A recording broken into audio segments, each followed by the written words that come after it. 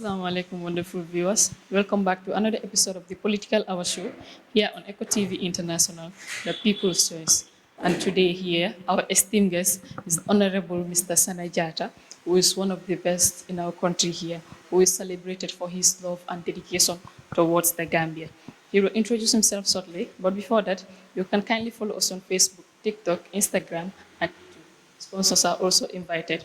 You can call on the numbers on the screen to sponsor this program. I am your host, Rohietu Ture. Assalamu alaikum, Mr. Jatta. Alaikum salam. Welcome to the show. Thank you very much. Good morning, viewers. All right, Mr. Jatta. Well, we know that you are a living legend in the country here. You are well celebrated. Everyone knows you for your love and dedication towards the country here. You've been fighting for the country for quite a long time now. Now, can you please tell us the background information about yourself for the benefit of those who don't know? Even I don't know. So you can please brief us about that. Well, thank you very much. Well, I was born in Sutukova village in Wuli district.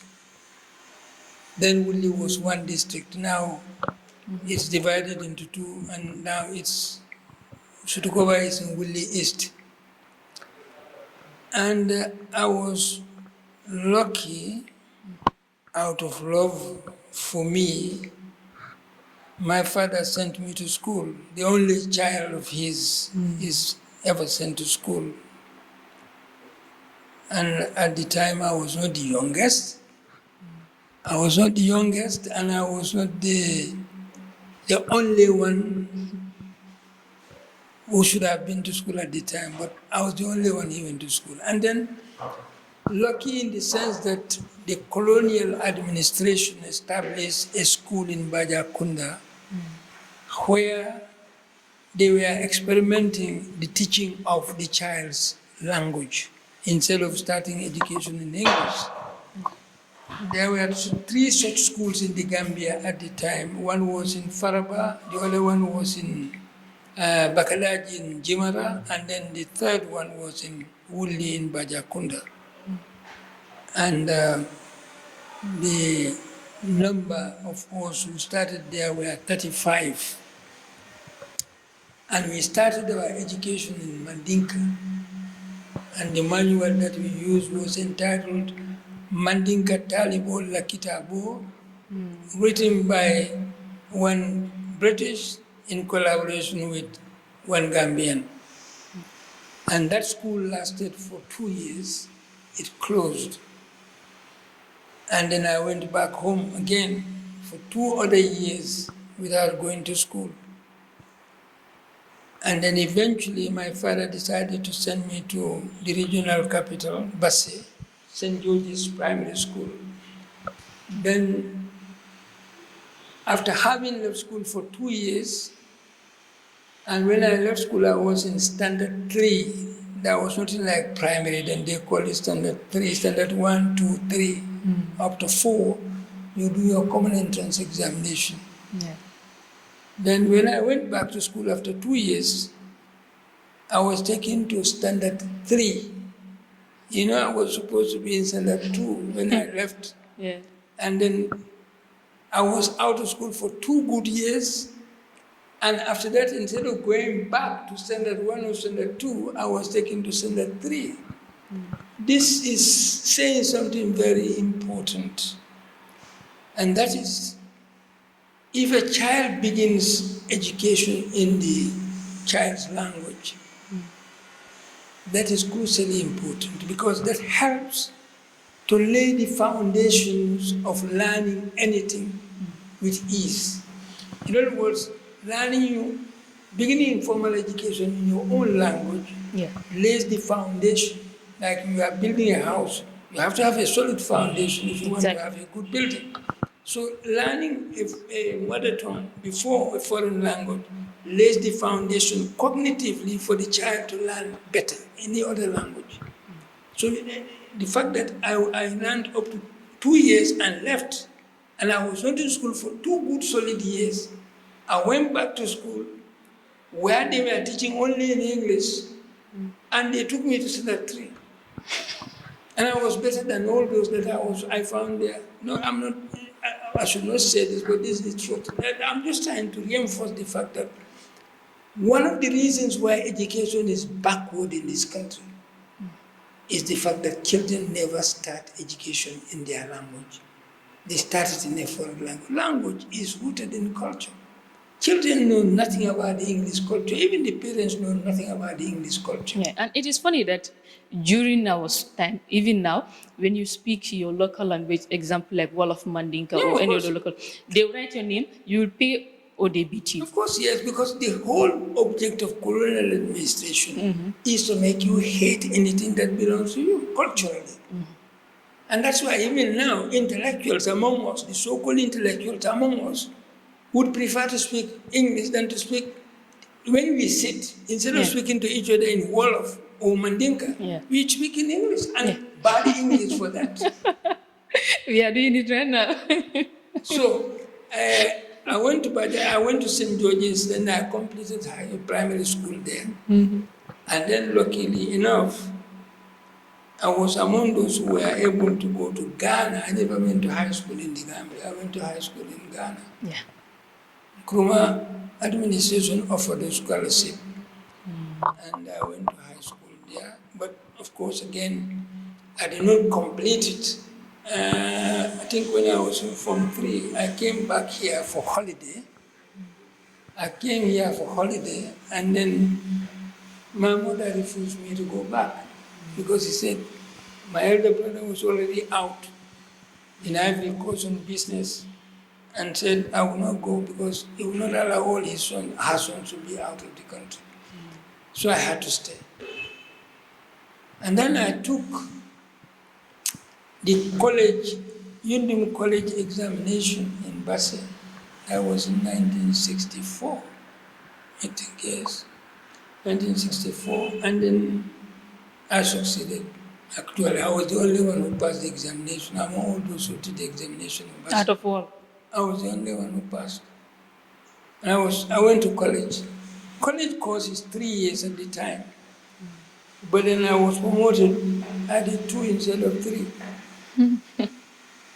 So that I completed the college, the teachers training college at Yundum at the time where the military camp is now. That's where our college was, Yundum College was. And then after completing the college training, I asked them to post me to SUbcribe School. That was a primary school established in SUbcribe in 1962. First they refused, but then I think it was in their rules then that if you are born in a place, you should not be they should be doing post you there. But I insisted that because SUbcribe was very far away, it's very far away.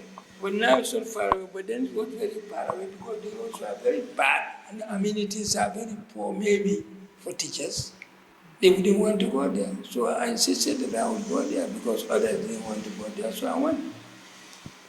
And I taught there, that was in 1976, 76, 77. And I taught there for barely 2 years. I fell sick, and the doctor here recommended that I should be posted to the nearest school, to the Banjul Hospital. So I was posted to Kampama. I taught there for, I think, about 2 years. Then I was transferred to Malfa, and I taught in Malfa. Then I was transferred to Bakau Primary School. And then I was teaching there up to 1972 when I was posted to Latikunda Junior Secondary School to teach French. I went there the first week, even before we settled. I got a scholarship from France. I had been doing French at Alliance Alliance Française, then it was called, at Hill Street in Banjul. And then we took an examination there, which was marked in Paris. The whole I did extremely well, extremely so well. That once the results came, they just sent me a ticket. Never applied for scholarship in this country. After that, the French government sent me, through the Ministry of Course, they wanted to do something with it, but then somebody related to me informed me that the French government has sent you a ticket to go and study in France, but they wanted to do something. Then I went. That's how I went to France. That was in 1972.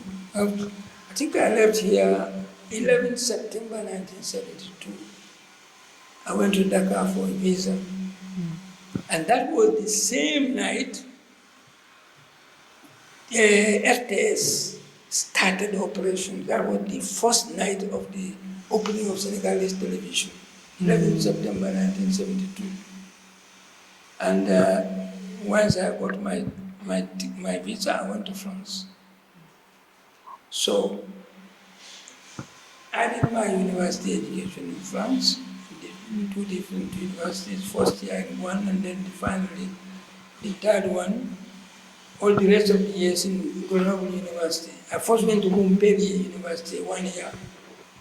Then I went to another one, 2, but that was just a few months, and went back to Montpellier again.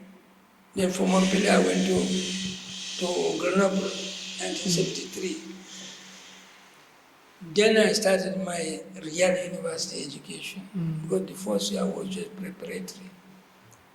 And then, you want me to continue in the... No, it's fine. Well, and Okay. also you talked about the Nkrumah scholarship. Was that why you were called Nkrumah boys? Or Well, those who chose to call us Nkrumah boys, because I don't Nkrumah boys, but anyway, I think that's the reason why they were calling us Nkrumah boys. But that was fundamentally important to this country, because 98 Gambians were sent to Ghana. You know, some did technical training. I would say that the first technicians in Radio Gambia were trained in Ghana. okay. Sheikh Jallo and Matar Nyang. The late Sheikh Jallo and Sheikh Matar Nyang. They were all trained. They were in that batch. Okay. They did this technical training in Ghana. Of course, I went to high school, Form 1, and many others. And I told you I came back again, and my mother refused me to go back. Then I told you about all that. So, but the university education, first, when I was going to France, I asked myself what I would study. I was very interested in philosophy. Philosophy. And sociology. And so I registered in that institute. But you see, French scholarships are meant for you to go and study arts. Okay. And that's their culture. They want to spread their culture, as it was in the 17th century, a ground that they have lost, they would never reconquer again. So when I was in my final year, they sent my results to Paris, to the office that was responsible for my scholarship. And then the director wrote to me and said, after receiving this letter, if you stay in France, anything that happens to you would be your own responsibility. I wrote back, I said, then I think you made a mistake. You should have included my ticket in your letter. Okay. But I know better than you what my country needs. You cannot sit in Paris and determine what qualification my country needs. I know that better than you. Then he replied back and apologized profusely. Then I wrote back, I said, do you consider linguistics to be arts? They say, yes. I danced. I said, fine. I didn't want to do literature at all. What am I going to do with literature in this country? French literature? What? What am I going to teach?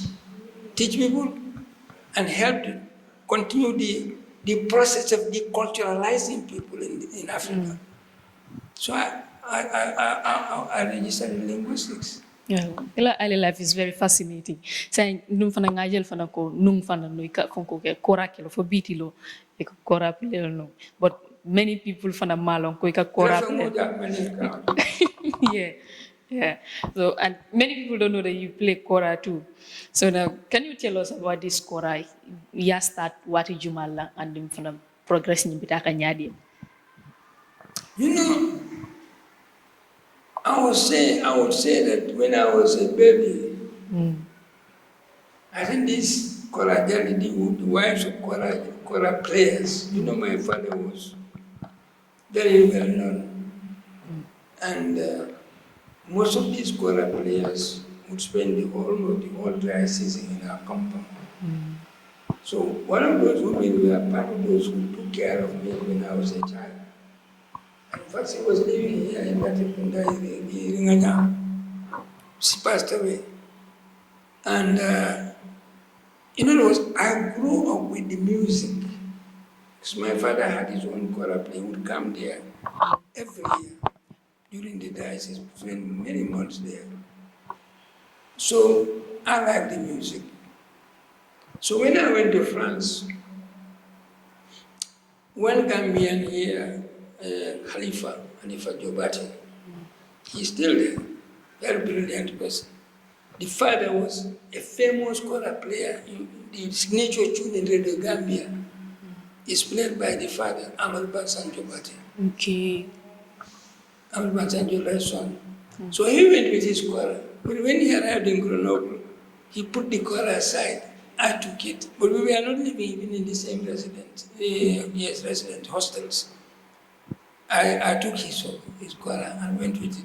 I started teaching myself. Because I know some pieces in my head I like, so I tried to find them.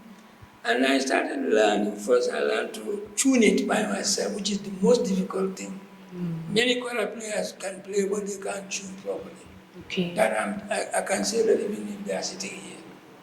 Some play very well, but they cannot tune properly.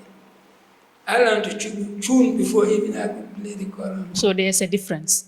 Yeah, that's the difference. There are many tuning systems, but let me not go into those technicalities. But there are many tuning systems, But the one that is historically connected with the kora, the original tuning system, is what I know. And there are two.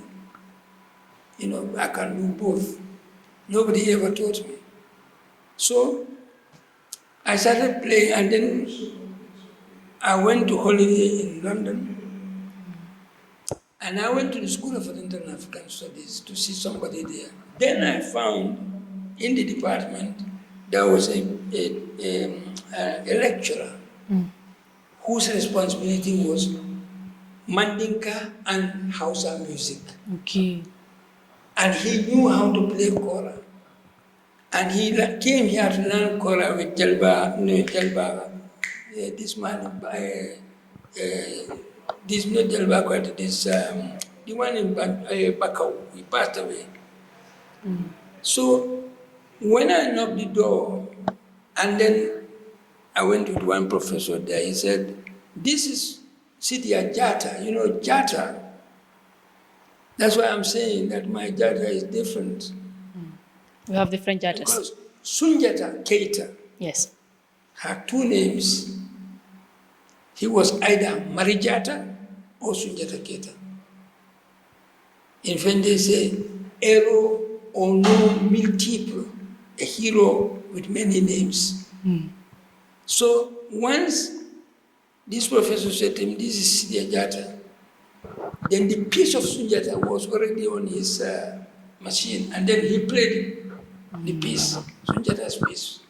because for me, I'm connected with Sunjata. Yeah. And when I was in Ghana in Form 1, the principal himself was teaching us history.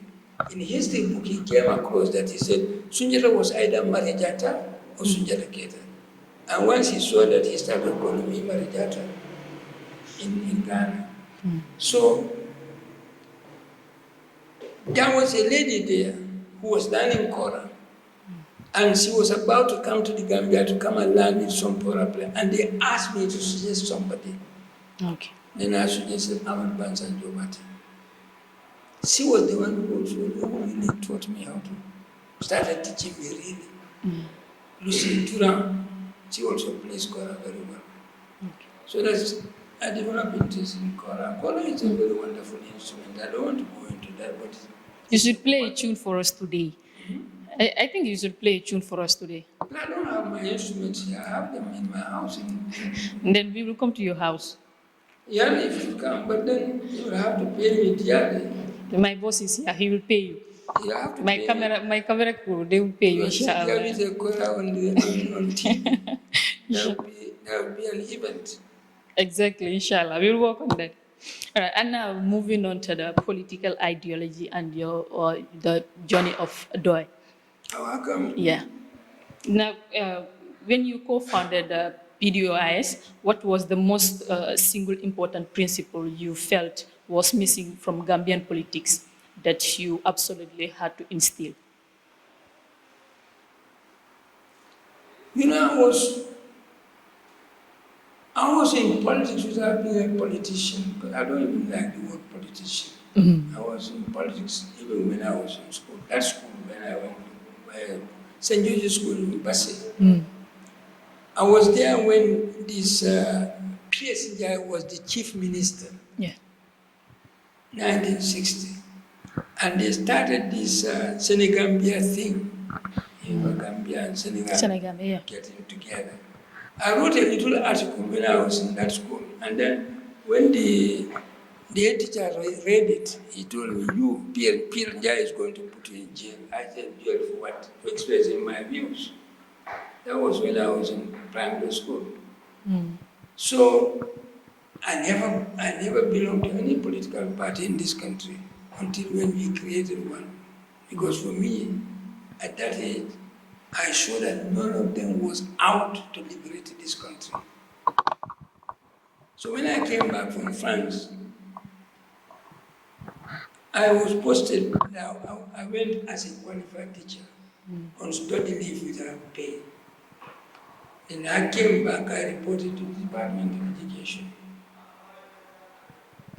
The director then posted me to the president's office. He had wanted to post me to the president, so I refused to go there. He said, "Why?" I said, "Because my qualifications are not necessary there. My qualifications are necessary, are needed at curriculum development. They need a linguist there. I am a linguist. My specialty is, when you say linguist, you will think that it's somebody who speaks many languages. Yeah. Yes, in English, but English don't say that you are, they say polyglot. Polyglot is somebody who speaks many languages. Linguist is a science that is a language technician. Like me, I can write the grammar of any language in this country. Okay. Any language. Not only any language in the Gambia, but any language in the world. That is the science that we learn. That's when you say linguist, is a language technician who has developed capacity to describe language at all levels, even though he or she may not speak that language. I'm learning something today. So that's it.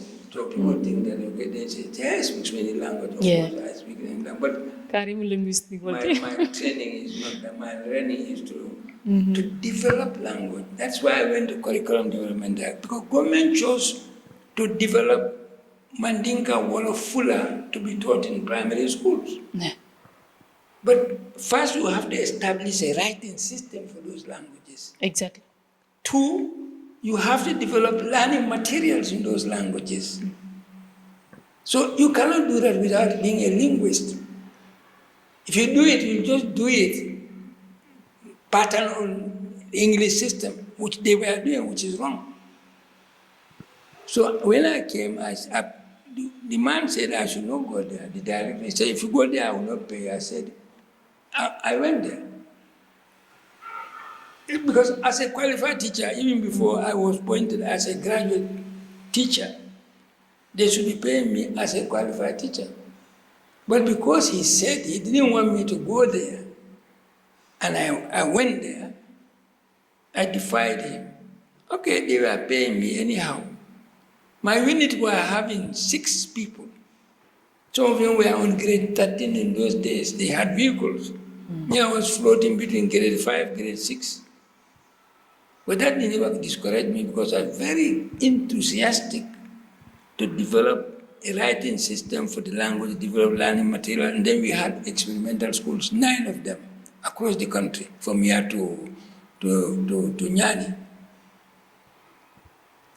3 for Fula, 3 for Mandinka, and 3 for Wolof.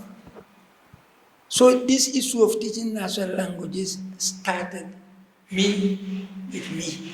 I started it in 1979, 1980. But the experiment had great difficulties because we produced learning material and they refused to print them.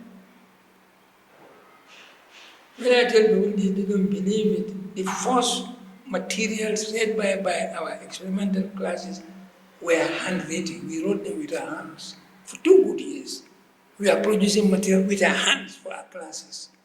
Can you imagine? So,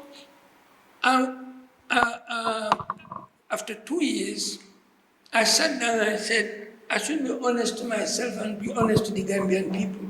Because Gambian people were thinking that I was doing something solid at curriculum when I was not. Not because I don't want to, I didn't want to, but because they didn't want me to. But before I came here, I had an international appointment which was much better than what I was doing here anyway. And same area because there was a research on all the languages of Africa, including Arabic. Okay. I rejected it. But when I came here after 2 years, I saw that these people were not serious. And they didn't want to implement their own policy. I wrote back to London. That same day, they sent me a ticket to go and join the research team. So I went to London as a research fellow, International African Institute, 1980, 81, 82, 3-year program. After which, I came back again to the Gambia. Of course, when I was going, I didn't resign. I went on holiday, my annual holiday. I refused to come back. They said they dismissed me, but I never got any letter. And unfortunately for them, even though they dismissed me, they were paying my salary into my account here. I didn't know until when I came back. And I came back not to work, but to collect data and go back to France to do my doctoral thesis. And no sooner they caught wind of my presence in the Gambia, Public Service Commission called me for an interview. I said, I have not applied for anything. Why are you calling me for an interview? The chairman said first, you say you are owing Gambia government. I said, me, Gambia government, why? He said they were paying us. I said, that was your own mistake. You dismissed somebody and you continue to pay him or her. Was that my fault? And that was the end of it. Then he said, you are the best person for the job. I said, which job? I've not applied for any job. He said, since we left for 3 years, we could not get anybody to take your position. I said, well, I'm not here to work. I've not applied for any job. You dismissed me. I'm here to collect data to go back to university to do my thesis. But then before I arrived in Banjul, because I came through Dakar, Farafenya, I went to Wuli. That was in the aftermath of the Kukoi crisis. So I don't know how they knew I was at the Gambia. Anyway, but they put pressure on me because the then Minister of Education was a friend in a sense, and then other friends came and put pressure on me to go back to Curriculum Development Center. I went there. That was 1982. 82, 83, the same situation continued. So I asked for study leave without pay to go back to France to do my doctorate. And then they granted me. So I went back to France. 83, 84, 85, I came back again. And then, of course, I went back to curriculum because I had not resigned. 85, 86, the same situation. In fact, it was getting worse. So 86, I decided to resign. So that's how I left the curriculum civil service. And then after that, what did you do? There were two people who were already here. Sam was teaching in Gambia High School. He was dismissed in the aftermath of the Ukoi crisis. Halifa was working at, I didn't know Halifa then. I knew Sam. Okay. He was in Cardiff, I was in France. He was coming there for holidays for us to do certain things together. So I knew Sam a long time ago. I knew Halifa to do Sam. Okay. So, and how do you practically apply the principles of socialism to the specific economic and social realities of the country, like the Gambia? Gambians have never given us the possibility to apply it. Our party is Socialist Party. Yeah. But people either deliberately or inadvertently interpret socialism in a way which is wrong. I think sometimes there are some who really understand what it means, but there are many who just say anything to discourage people to follow what we are saying. But socialism is simple and straightforward. The wealth of this country is created by the Gambian people. Everybody, even children, contribute towards creating the wealth of this country. Because if a child buys mint in the shop, he or she is also putting something in the coffers. Because when that object came into this country, a tax base was paid over it, and the one who paid it, law gave him right to add it onto the cost of his. So if you buy it, you are the one who are paying tax. Yeah. So everybody is contributing. So that wealth is our common wealth. So it should be used to serve all of us, not few. So socialism is saying exactly that the wealth created by the country should come back to the whole of that country in the form of different services without which they cannot live decently in the country. That's what socialism is about, nothing else. And it's been proven that it's the best system in the world. China was called if you read history, China was used to be called the sleeping giant of the world, the most backward country in the world. But from 1949, when the revolution succeeded, to 1970, China transformed. And today, China is, I would say it's number one in the world, economically, even scientifically. So, They are the top. and for them, even they are socialists, but there is something still wrong with their socialism. But all the same, they are better. If you go to Russia, the same thing. Now, coming to the Gambia's democracy, now we are several years away from the former President Yahya Jammeh's era. Now, how would you assess the current democracy of the Gambia and the resilience of the people? You see, democracy, I have to say this because people think that democracy is a strange thing that came from elsewhere into Africa.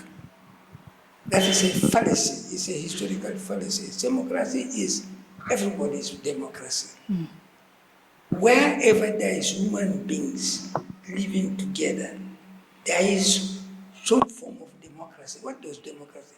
I mean, the rule of the people. Here, Section 1 of the Constitution says the sovereignty of the Gambia resides in the people. It doesn't say in you or in me, but we collectively. Sovereignty of the country resides in us. In other words, we are the ones who own this country. Yeah. What we say is what determines what is going to happen here. And anything we don't want should not happen here. That is what democracy is about. Yeah. How can you say that that's important? It's rubbish. What the Greeks have done is they have just summarized human experience. It's a summation of the totality of human experience across the globe. That's what the Greeks did. And where have they learned themselves? Some of them, where have they learned? The famous Greek philosophers, they had their last lessons in Africa, in Egypt. Yeah. So, what's the problem? How can somebody say dishonestly that democracy is important? Because the Greeks are the ones who did the summary. They gave it their name. Demos means people, Krasi rule. Demos in Greek means people, Krasi rule. So the rule of the people. If we were the ones who had done the summary, we would have called it something else. So that's the thing. So, but all these things are meant to dissuade people from doing what is right for them. Look what is happening in the Gambia today. What is happening in the Gambia today? Since 1965, you celebrated your so-called Diamond Jubilee this year. When they were there, I asked the question, what are you celebrating? Poverty in the midst of plenty? Backwardness, or are you celebrating progress? It's the only one. It's backwardness, squalor, unemployment, ignorance, and injustice. That's what they're celebrating, not progress. 60 years of independence. Can you imagine this little tiny Gambia, whose population is less than a city in Europe, even Dakar? Dakar's population is more than your population. 60 years, you cannot do anything to develop that. You don't have any food to eat. In where we are now, most people can only cook one lunch. They cook only lunch, no breakfast, no supper. And you are celebrating that. No job. Even if you are employed, you are giving pittance, your salary. What can you do with it? So somebody can do with his or her salary in this country. Drivers, government drivers, how much do they earn? $3,000? That doesn't even pay their rent. How are people living in this country? That's the fundamental question. Politics is about regulating that. Politics is not about insulting people, character assassination. No, it is about coming together informed. That's the role of political parties. Our role is to inform the voters, to become apt in choosing people who will not throw dust into their eyes. But those who make you sleep, they want to throw dust into your eyes, and that's what they have been doing for these last 60 years, throwing dust into the eyes of those who matter in this country, to a point that they cannot even see what they are supposed to see.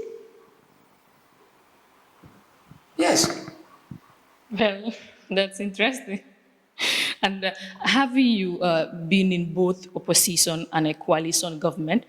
What is the proper role of a political opposition in a fledgling democracy?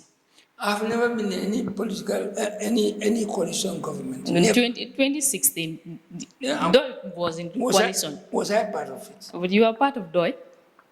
Yes, but DOI initiated the 2016 coalition. Okay. We established it. But after the election, the government that came into being was not a coalition government. It was just a government. Okay. It was because it was not established according to the rules established by us in our agreement.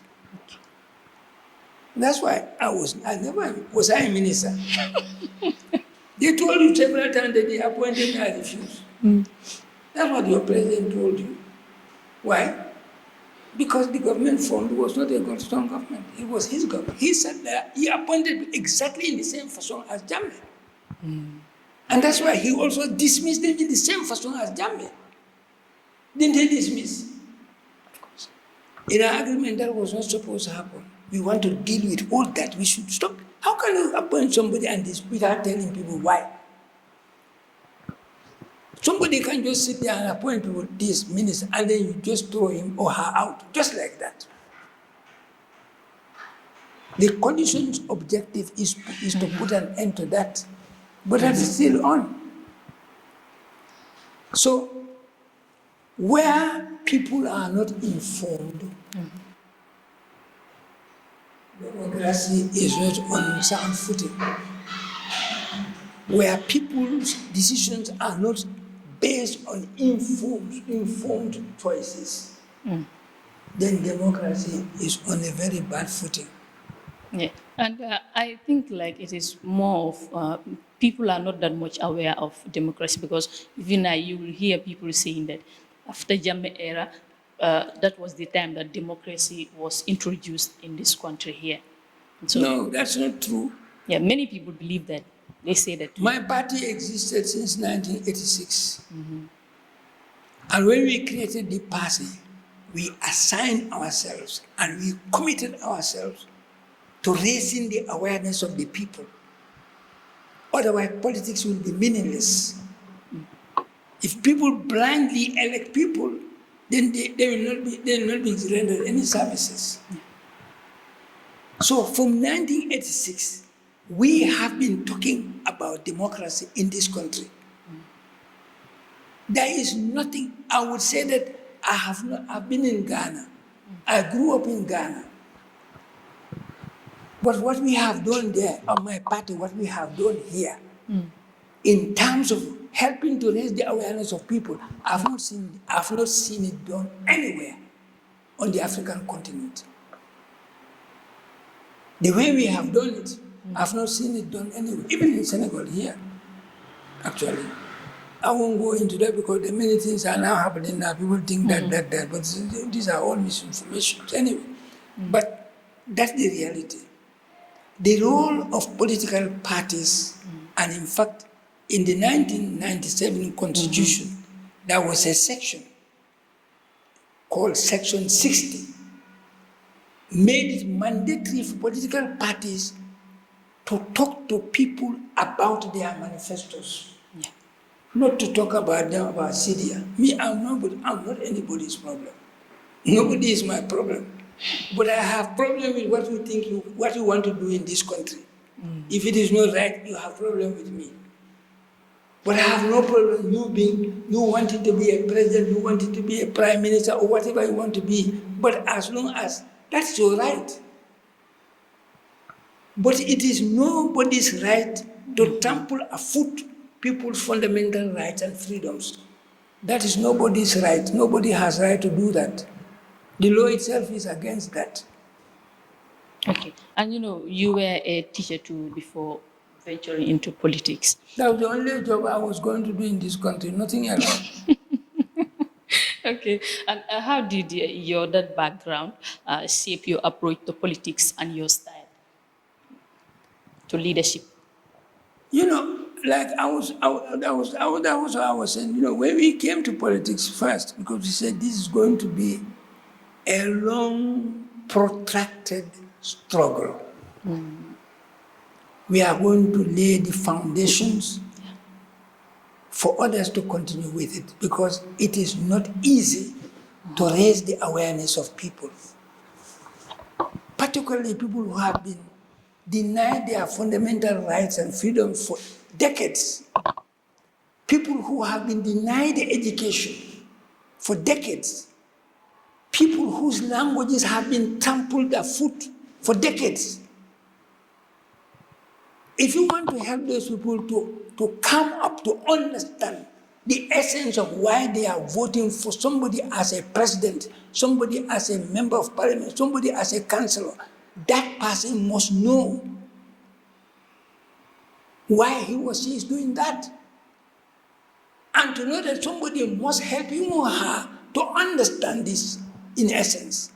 And that's why when we came, we start talking, they say we are here to educate people, but we don't want any position. We don't want this. We are educators, they say. The first meeting I had in my village in Wuli, the neighboring village, night I had a meeting in my village. The next morning, early morning, the next, very close, the alcalde of the village came to my brother and said, please ask your brother to come and preach in my village. Because they thought we were preachers.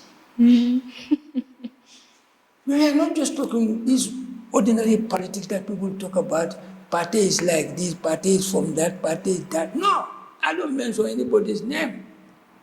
I talk about issues. Why are we poor? What can we do to go out of poverty? Yeah, and that is the most Where important. is the money you are putting into the national coffers? Where is it going? Why is it not coming back to you in the form of services? That's why it is there. That is what we have been telling people in this country. And that's why, even though sometimes I don't believe it, because everybody is saying what they say is what is right. That's what's going to save this country. But when elections come, they don't vote for them. Because people don't want something that is right. They say we are too upright. And that for me, I'm very happy. That's why I told somebody, I have never lost an election in this country. Never. We have never lost elections. Remind the viewers again, you are watching Eco TV International, the People's Choice, with me, Ruhetu Toure, political hour show here on Eco TV International, the People's Choice. And today, our wonderful and esteemed guest is Honorable Sana Jatta, who is one of the wonderfulest and straightforward, honest people in the country here. He is well celebrated, well recognized, the Gambia here internationally. And last year, he was awarded, in 2024, he was awarded the African Hero.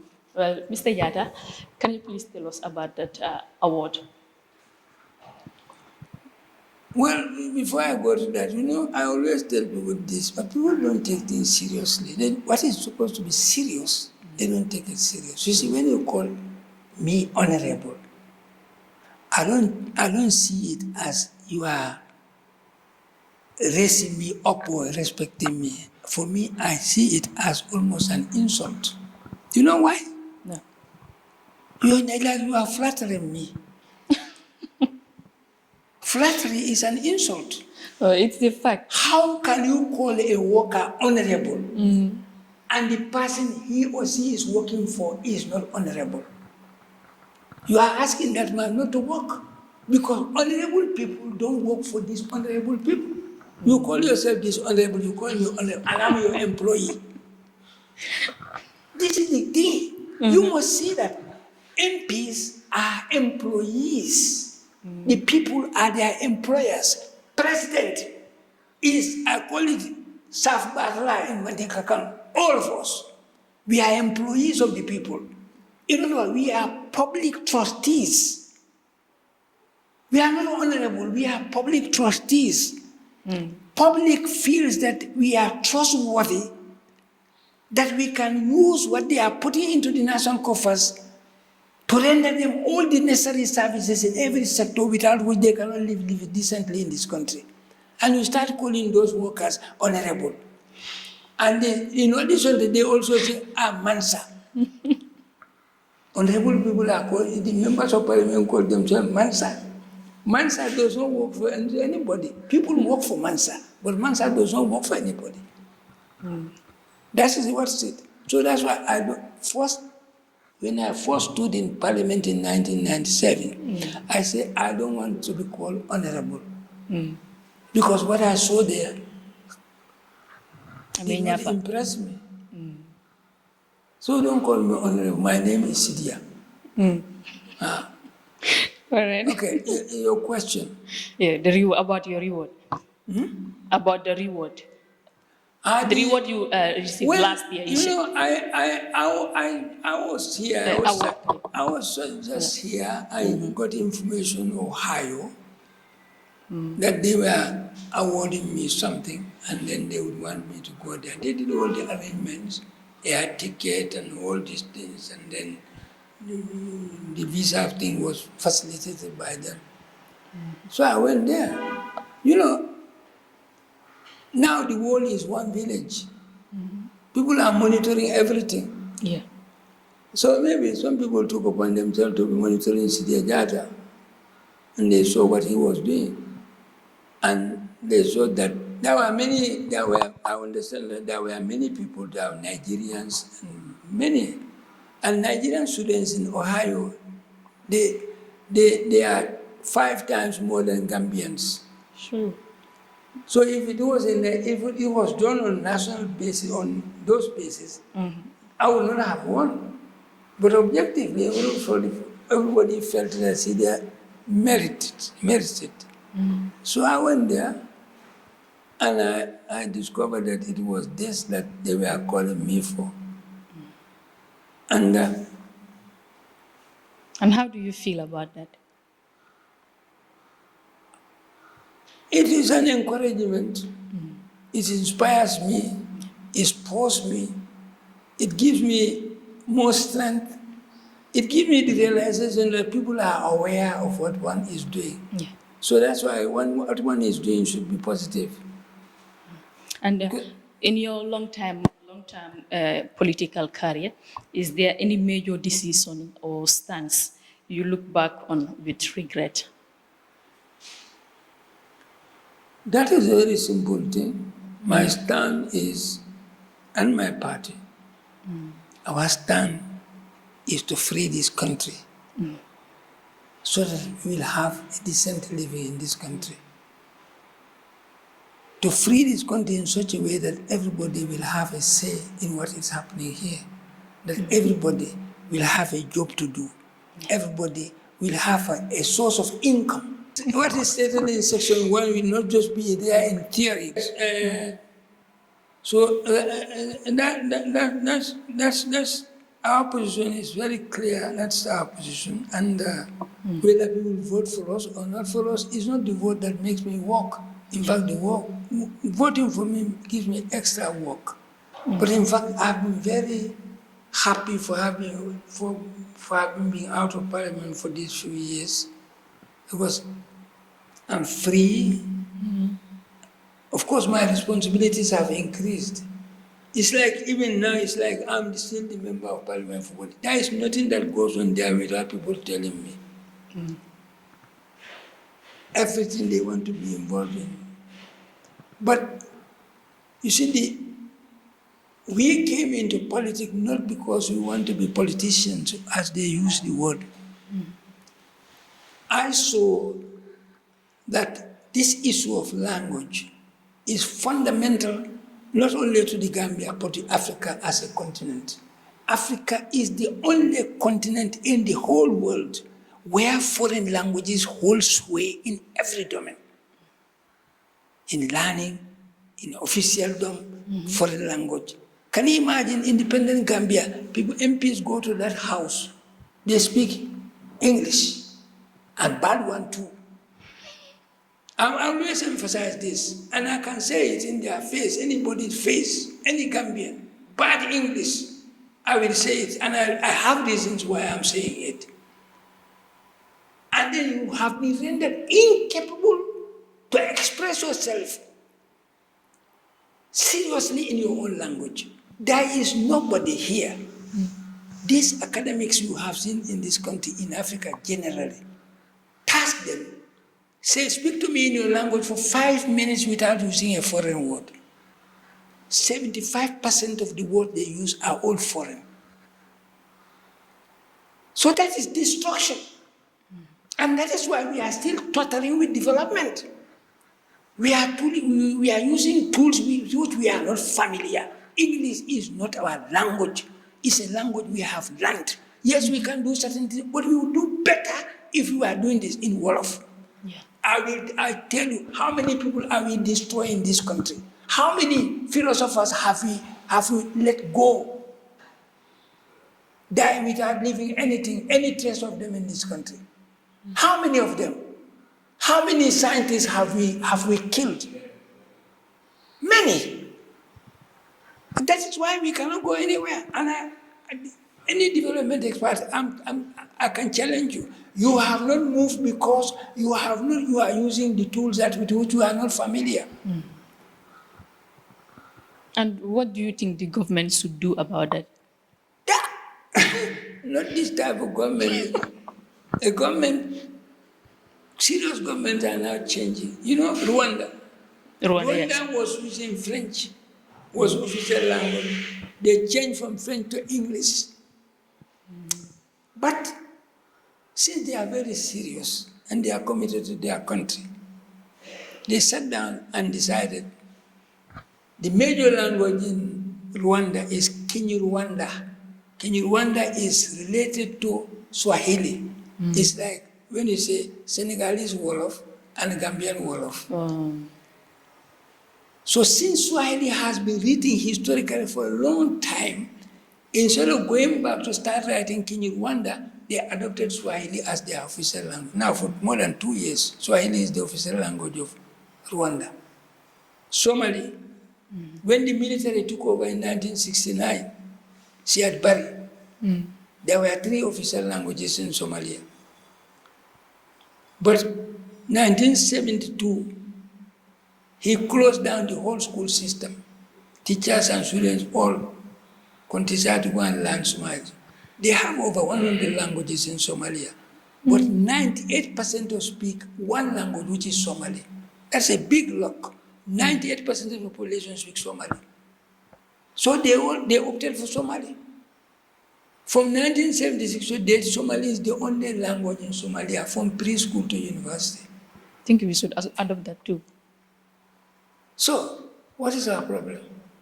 We have languages in Africa, in West Africa here, which are spoken, like if you take Fula, is spoken in over 22 countries in Africa, including Central African Republic. 22 countries in Africa. That's already more than a regional language. Yeah. If you have no qualms learning Chinese and Turkey and Russian and English and French, why should I have qualms learning Wolof? Wolof, they are my compatriots. We are all in the same culture. We are all in the same, like we are brothers, we are sisters. All one. So why should I have qualms to learn any language in this country? If I'm speaking Chinese, I'm speaking French. I learn French and English. Why? I can speak some Italian, some other language. And they are compulsory during exams. Huh?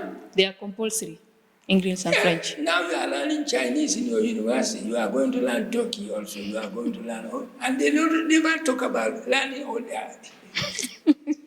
It's terrible. Okay. And when the future generations of Gambians read the name C.D.S. and Jatta in their history books, what is the one thing you would hope they will remember about you, your legacy? Well, I want to be remembered by what I do in the interest of this country. The little efforts I have made to help liberate this country, to free this country from injustice, from poverty, from ignorance. Yeah. To bring about development, to lay the foundations for the establishment of a sovereign republic where people will live in decency. I want them to remember me for that, the sacrifices I have made. Okay. And before we leave, the last 40 years I have been doing nothing in this country other than Gambia. Yeah, Gambia has been my only problem. And what will be your advice to every Gambian? Well, my advice is that this is our home. And it is our responsibility to make our home. No one anywhere would ever come here to do that. In fact, they don't want us to be made. They don't want us to develop because our development is to their detriment. That is what people don't understand. The development of this continent is to the detriment of Europe and Asia put together. Definitely. So if you become aware of that seriously, we'll change our mindset and commit ourselves to this. So Thank you very much. It is not true that we don't have anything. It is a lie. this country is rich. It's rich to a point that we need nothing from anybody. If we use our resources judiciously, we don't need anything from anybody. I will say that 100 times. This sea, our sea, alone can make this country develop. If we tap the resources in the sea, not only fish there are many other resources in the sea. And these are the most expensive things as far as food is concerned. You know, you go to agriculture, then you have everything. This is heaven on earth. This is a place where a little, like this size of this room, I can cultivate this and survive on it. We have many fertile lands. So what is the problem? It is leadership we lack. It is sovereign, committed citizens we lack. There is too much talk, but no action. Everybody is talking. But we should now think about doing something, because this country has been going down the drain. From 1965 to date, it is still going down the drain. And we are not thinking of stopping that. We are competing over positions. What position? What I'm happy to do is to work to help this country develop in whatever capacity. I don't know, president is what? Minister is what? Under him you have permanent secretaries who are doing all the job that the minister is supposed to do. What's that? President, what does he do? You have a series of permanent secretaries, series of ministers under him who are supposed, president's number one advisors are his ministers. They are the president's first advisors in our law. In other words, president does not even need advisors. He has 20-something of them. Very serious ones. Every sector. And that's why the Constitution provides that if you appoint somebody to a particular portfolio, that person must have qualification for that particular portfolio to become apt in giving the required advice to the president to bring about the required policy for development of that particular sector. But I'm not a doctor. You make me Minister of Health. Oh, I'm a historian. My degree is I'm a history degree. I have a bachelor's degree in history. Then you make me permanent secretary, Minister of Health. What am I going to do there? It's terrible. Yeah, no, when there is something like that, they go transferability of knowledge, but it's not. The law is very clear. Every portfolio holder must have qualification for that portfolio. They recognize it with Ministry of Justice and Ministry of Health. Only these two. The rest, any Tom, Dick, and Harry can become. Thank you very much. Our time has already exhausted. I think we will have another episode. Yeah. Thank you very much, Mr. Jatta. It is really an honor and pleasure to have you here today with me. I think I've learned many things today. Well, it's a pleasure. I wish we had done this in our language, because only English speakers will hear this, and the larger population will not hear. You are lucky. I've told one media house, if you want me to speak to you, if it is going to end, I'm not coming. And our next episode will be our own local languages, inshallah.